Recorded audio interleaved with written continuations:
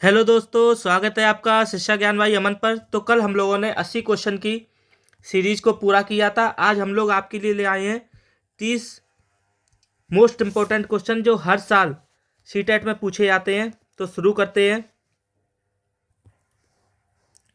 एक शिक्षक कक्षा में बच्चों को समूह में काम करने, अपने अनुभव साझा करने और समस्याओं का समाधान स्वयं खोजने के अवसर देता है। यह किस शिक्षण दृष्टिकोण को दर्शाता है? आपके ऑप्शन है व्यवहारवादी, रचनावादी, शिक्षक केंद्रित या दंडात्मक।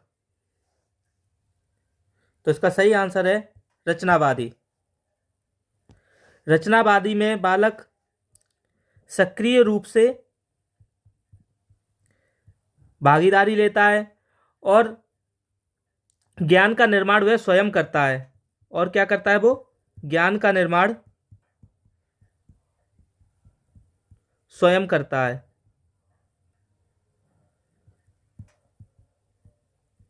स्वयं करता है। अगला क्वेश्चन देखते हैं हम लोग। एक बच्चा गणित में अच्छा है लेकिन भाषा में कमजोर है। यह किस अवधारणा को स्पष्ट करता है? आपके ऑप्शन है सामान्य बुद्धि, व्यक्तिगत भिन्नता, परिपक्वता या अनुकरण। तो इसका सही आंसर है व्यक्तिगत भिन्नता। हर बालक की क्षमता अलग अलग होती है। कोई मैथ में अच्छा होता है, कोई हिंदी में अच्छा होता है, कोई इंग्लिश में अच्छा होता है, कोई साइंस में अच्छा होता है। हर किसी में व्यक्तिगत भिन्नता पाई जाती है। अगला क्वेश्चन देखते हैं हम लोग। कक्षा में एक शिक्षक बच्चों की गलतियों पर दंड देने के बजाय उन्हें सुधारने का अवसर देता है। यह किस सिद्धांत पर आधारित है? दंड का सिद्धांत, अभ्यास का सिद्धांत, भूलों से सीखने का सिद्धांत या फिर अनुकरण का सिद्धांत। तो इसका सही आंसर है भूलों से सीखने का सिद्धांत। इसमें क्या होता है, बच्चा जब भूलता है तो वो अपने आप स्वयं भूल से सीखता है। अगला क्वेश्चन देखते हैं हम लोग। जब बच्चा यह समझने लगता है कि वस्तु आंखों से ओझल होने पर भी अस्तित्व में रहती है, तो यह किस अवस्था की विशेषता है? पूर्व संक्रियात्मक, मूर्त संक्रियात्मक, संवेदी गामक या औपचारिक संक्रियात्मक। तो इसका सही आंसर है संवेदी गामक। यह अवस्था इस अवस्था में बच्चे को वस्तु स्थायित्व की भावना आ जाती है। वस्तु स्थायित्व की भावना आ जाती है। अगला क्वेश्चन देखते हैं हम लोग।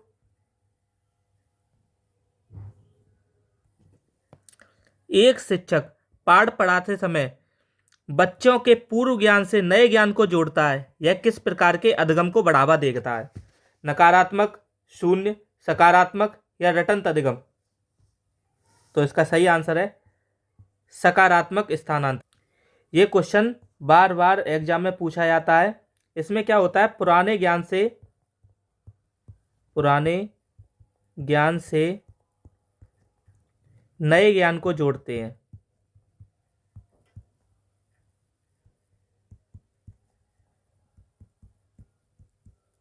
हैं।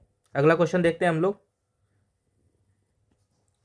कक्षा में भय युक्त वातावरण होने पर अधिगम पर क्या प्रभाव पड़ता है? अधिगम तेजी से होता है, अधिगम रुक जाता है, अधिगम स्थायी होता है या कोई प्रभाव नहीं पड़ता? अगर क्लास का वातावरण भय से भरा हुआ होगा तो क्या होगा? अधिगम रुक जाएगा, तेजी से तो होगा नहीं, ना अधिगम स्थायी होगा। प्रभाव तो पड़ेगा ही पड़ेगा, चाहे भय युक्त हो या भय मुक्त हो। ऐसा तो है नहीं भय मुक्त होगा तो कोई प्रभाव नहीं पड़ेगा। कैसा ही वातावरण हो, उस पर अधिगम पे प्रभाव तो पड़ता ही है। तो इसका सही आंसर है अधिगम रुक जाता है। अगला क्वेश्चन देखते हैं हम लोग। जब बच्चा दूसरों को देखकर व्यवहार सीखता है तो यह किस सिद्धांत का उदाहरण है? परीक्षा त्रुटि, सामाजिक अधिगम, अंतर्दृष्टि या पुनर्वलन का। तो इसका सही आंसर है सामाजिक अधिगम। इसमें बच्चा क्या होता है, अवलोकन द्वारा सीखता है। अवलोकन द्वारा सीखता है। और सामाजिक अधिगम का सिद्धांत किसने दिया था? बेंडोरा ने। अगला क्वेश्चन हम लोग देखते हैं। किशोरावस्था में भावात्मक अस्थिरता का मुख्य कारण क्या है? सामाजिक नियम, पाठ्यक्रम, हार्मोनल परिवर्तन या परीक्षा दबाव? तो इसका सही आंसर है हार्मोनल परिवर्तन, क्योंकि किशोरावस्था में सबसे ज़्यादा हार्मोन्स परिवर्तित होते हैं। अगला क्वेश्चन हम लोग देखते हैं। एक बच्चा तभी अच्छा प्रदर्शन करता है जब उसे सराहना मिलती है। यह उदाहरण किसका है? आंतरिक प्रेरणा, बाह्य प्रेरणा, नकारात्मक प्रेरणा या आत्म नियंत्रण का? तो इसका सही आंसर है बाह्य प्रेरणा। बाह्य प्रेरणा क्यों? क्योंकि उसे सराहना बाहर से मिलती है ना, टीचर या पेरेंट्स उसे सराहना करते हैं, बाहरी प्रेरणा मिलती है उसे कि हम अगर अच्छा काम करेंगे तो लोग कहेंगे ये अच्छा बच्चा है, अच्छी बच्ची है। इसीलिए इसका सही आंसर है बाह्य प्रेरणा। अगला क्वेश्चन देखते हैं हम लोग। समावेशी शिक्षा का मूल उद्देश्य है केवल सामान्य बच्चों को पढ़ाना, केवल दिव्यांग बच्चों को पढ़ाना, सभी बच्चों को समान अवसर देना, केवल मेधावी बच्चों को पर ध्यान देना? तो इसका सही आंसर है सभी बच्चों को समान अवसर देना, क्योंकि इसमें केवल शब्द ही निगेटिव कीवर्ड है, तो ये तो वैसे ही आंसर नहीं होंगे। तो सही आंसर है इसका सी, सभी बच्चों को समान अवसर देना। अगला क्वेश्चन देखते हैं हम लोग। एक शिक्षक बच्चे को प्रश्न पूछने और अपनी राय रखने के लिए प्रेरित करता है। यह किस प्रकार की का कक्षा वातावरण है? निरंकुश, भययुक्त, लोकतांत्रिक या निष्क्रिय? तो इसका सही आंसर है लोकतंत्र। अगला क्वेश्चन देखते हैं हम लोग। बालक की भाषा का विकास सबसे अधिक किस पर निर्भर करता है? बुद्धि, अभ्यास, सामाजिक वातावरण या पाठ्यपुस्तक? तो इसका सही आंसर है सामाजिक वातावरण, क्योंकि यहीं से वो सुनना बोलना सीखता है। यहाँ से वो क्या सीखता है? सुनना बोलना। अगला क्वेश्चन देखते हैं हम लोग। जब अधिगम के बाद व्यवहार में कोई परिवर्तन ना दिखे तो इसे क्या कहा जाएगा? अधिगम, विकास, अधिगम नहीं हुआ या पुनर्वलन? तो इसका सही आंसर है अधिगम नहीं हुआ, क्योंकि अधिगम के बाद व्यवहार में कोई ना कोई परिवर्तन देखने को जरूर मिलता है। अगला क्वेश्चन हम लोग देखते हैं। एक बच्चा कहानी, खेल, कल्पना से अधिक रुचि रखता है। कहानी, खेल, कल्पना में कोई बच्चा अगर अधिक रुचि रख रहा है तो यह किस अभ्यास की विशेषता है? शैशवावस्था, पूर्व बाल्यावस्था, किशोरावस्था या प्रौढ़ावस्था? तो इसका सही आंसर है पूर्व बाल्यावस्था। पूर्व बाल्यावस्था में कल्पना शक्ति प्रबल होती है।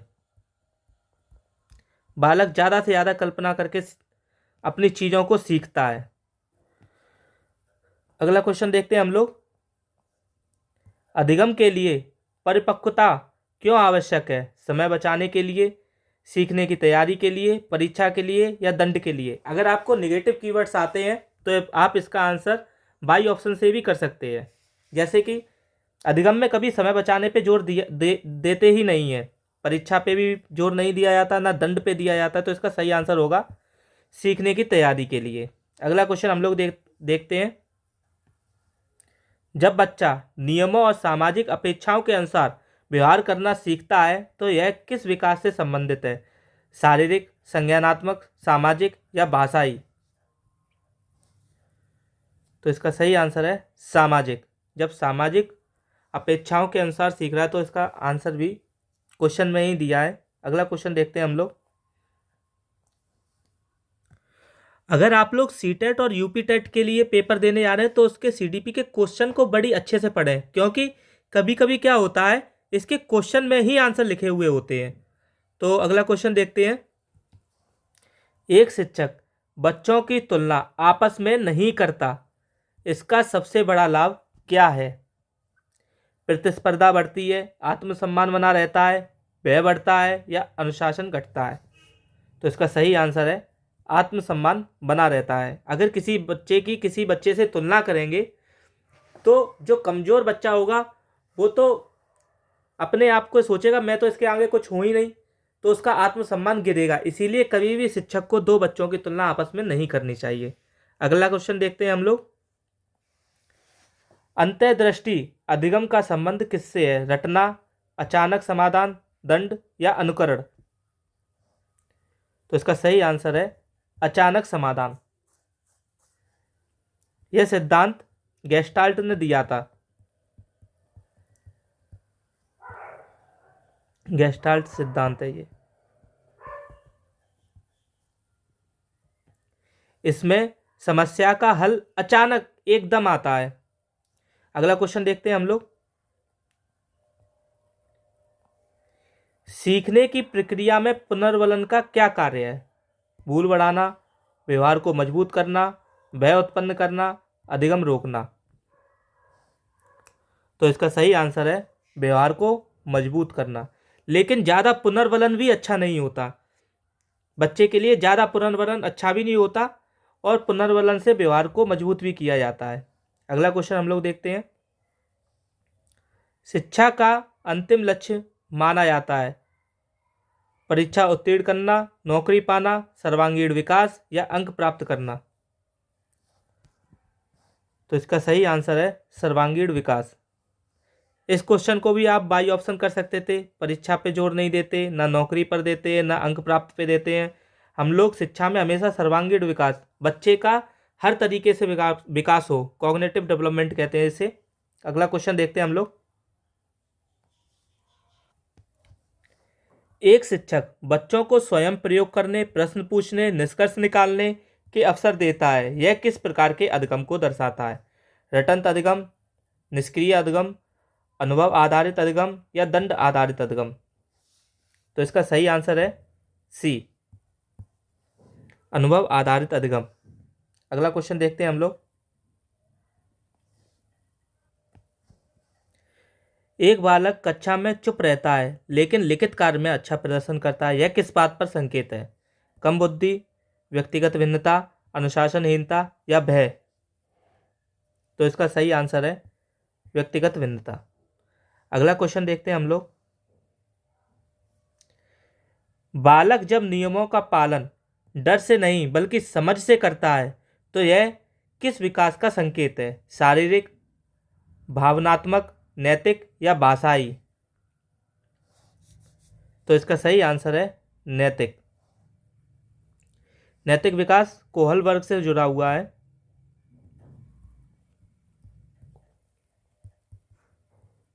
अगला क्वेश्चन देखते हैं हम लोग। एक शिक्षक पाठ पढ़ाते समय बच्चों के अनुभवों से उदाहरण देता है, इससे क्या लाभ है? रटंत बढ़ता है, अधिगम अर्थपूर्ण होता है, समय नष्ट होता है या भय बढ़ता है? इसका भी आंसर आप लोग, अगर नेगेटिव कीवर्ड्स पता है आपको, तो इसका भी आंसर आप बाई ऑप्शन से ही कर सकते हैं। रटने पर जोर नहीं है, समय नष्ट नहीं है, भय पे कोई भी हम लोग जोर नहीं देते हैं। सही आंसर है इसका अधिगम अर्थपूर्ण होता है। दोस्तों, अगर आप लोग सीटेट और यूपी टेट के सिलेबस को कम समय में रिवीजन करना चाहते हैं तो आप हमारे चैनल को सब्सक्राइब करें और हमारे शॉर्ट्स को देखें। हम अपने शॉर्ट्स में यूपी टेट और सीटेट का सारा सिलेबस को पूरा कर रहे हैं। अगला क्वेश्चन देखते हैं हम लोग। किशोर अपने बारे में अत्यधिक सोचने लगता है जब विकास, यह किस विकास से संबंधित है? सामाजिक, भावनात्मक, आत्म अवधारणा या भाषाई? तो इसका सही आंसर है आत्म अवधारणा। अगला क्वेश्चन देखते हैं हम लोग। जब शिक्षक केवल पाठ्यपुस्तक पर निर्भर रहता है तो अधिगम कैसा होता है? अनुभवात्मक, रचनात्मक, सीमित या स्थायी? जब शिक्षक केवल पाठ्यपुस्तक पर ही निर्भर रहेगा तो वैसे ही जो अधिगम है वो सीमित हो जाएगा, बच्चा कुछ नया सीखेगा ही नहीं, कोई रचनात्मक उसमें बदलाव होंगे ही नहीं बच्चे में। अगला क्वेश्चन देखते हैं हम लोग। एक बच्चा असफल होने पर भी प्रयास करता रहता है, यह किसका संकेत है? भय का, बाह्य प्रेरणा का, आंतरिक प्रेरणा का या दंड का? तो इसका सही आंसर है आंतरिक प्रेरणा, क्योंकि बच्चा जो है वो अपने अंदर से ही प्रेरित है कि मुझे ये करना है, चाहे मैं कितनी भी बार असफल हूँ लेकिन मैं एक ना एक दिन ये काम करके ही रहूँगा। अगला क्वेश्चन देखते हैं हम लोग। कक्षा में बच्चों को समूह में बैठाने का मुख्य उद्देश्य क्या है? शोर बढ़ाना, प्रतिस्पर्धा बढ़ाना, सामाजिक कौशल का विकास करना, नियंत्रण कठिन बनाना।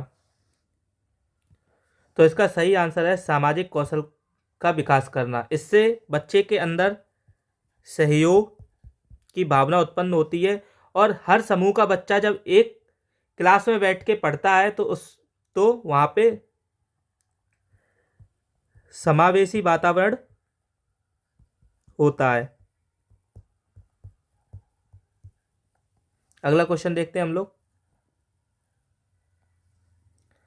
बालक के भाषा विकास में देरी का संभावित कारण हो सकता है? कम आयु, सीमित सामाजिक संपर्क, अधिक खेल, अधिक पढ़ाई। तो इसका सही आंसर है सीमित सामाजिक संपर्क। अगला क्वेश्चन हम लोग देखते हैं। जब शिक्षक बच्चों की गलतियों को सीखने का अवसर मानता है तो यह किस दृष्टिकोण को दर्शाता है? दंडात्मक, नकारात्मक, सकारात्मक या निरंकुश? तो इसका सही आंसर है सकारात्मक, क्योंकि भय मुक्त वातावरण होता है जिससे आत्मविश्वास बढ़ता है बच्चे का। तो दोस्तों, ये हुई हम लोगों की आज के टॉप 30 PYQ। अगली सीरीज, अगले टॉप 30 क्वेश्चन मैं आपके लिए कल लेकर आऊँगा। अगर आपको ये क्वेश्चन पसंद आए हो तो हमारे चैनल को लाइक, शेयर एंड सब्सक्राइब करें। Thank you.